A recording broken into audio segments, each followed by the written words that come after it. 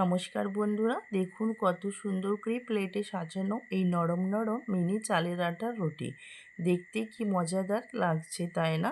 খুব অল্প উপকরণে আর খুব সহজ পদ্ধতিতে বাড়িতেই বানানো যায় এই সুস্বাদু রুটি। সকালের নাস্তা, বিকেলের টিফিন বা গরম গরম যে কোনো তরকারির সাথেও খেতে দারুণ লাগে। আজ আমি দেখাবো কিভাবে খুব সহজেই বানিয়ে ফেললাম এই মিনি চালের আটার রুটি। কড়াইয়ে জলটা ভালো করে ফুটে উঠেছে। আমি এখানে নিয়ে নিয়েছি 1.5 বাটি পরিমাণের মতো জল। এবার দিয়ে দিয়েছি স্বাদ মতো লবণ, প্রায় 1 চা চামচের মতো।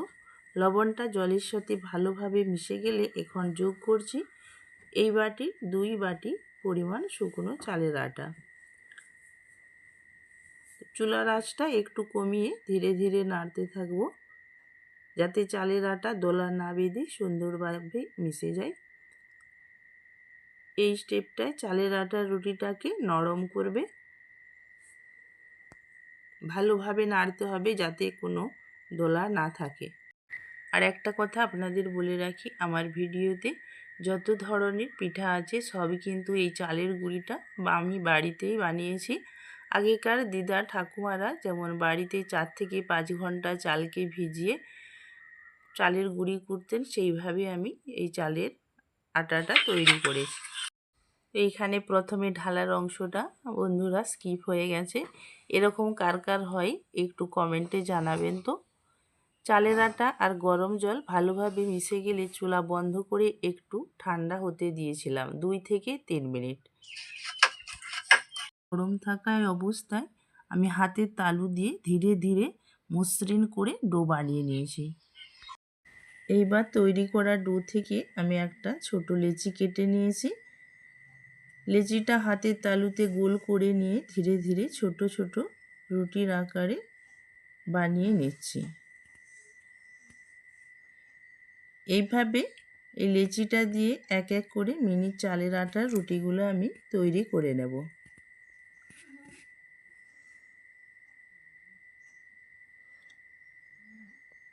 দেখতেই পাচ্ছেন কত সুন্দর আর একদম পারফেক্ট ছোট ছোট রুটি তৈরি হয়ে যাচ্ছে।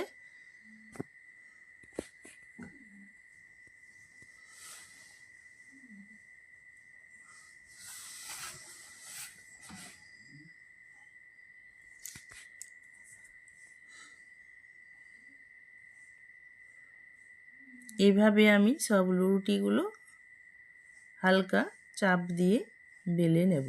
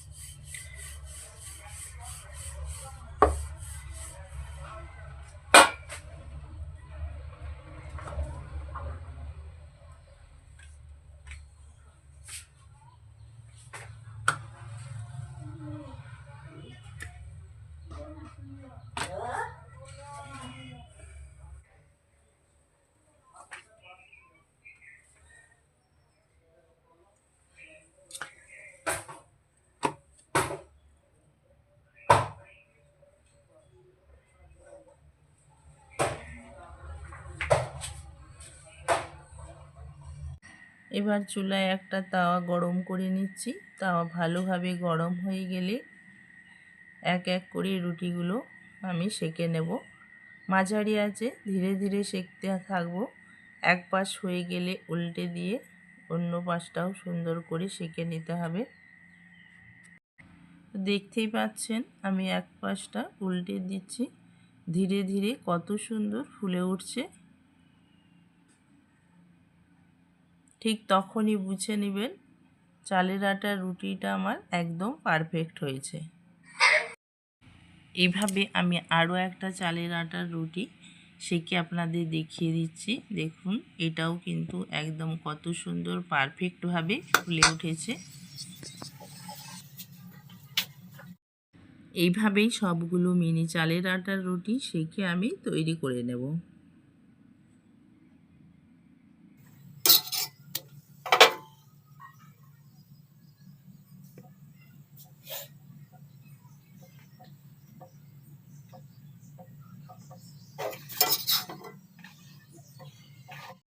এভাবেই খুবই সহজে তৈরি হয়ে গেল নরম ফোলা ফোলা মজাদার মিনি চালের আটার রুটি।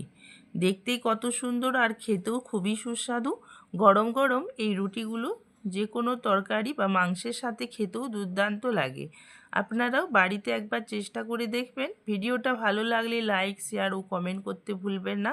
আর এমন আরও সহজ ও মজার রেসিপি পেতে আমার চ্যানেলটা ফলো, সাবস্ক্রাইব করে পাশে থাকবেন। ধন্যবাদ।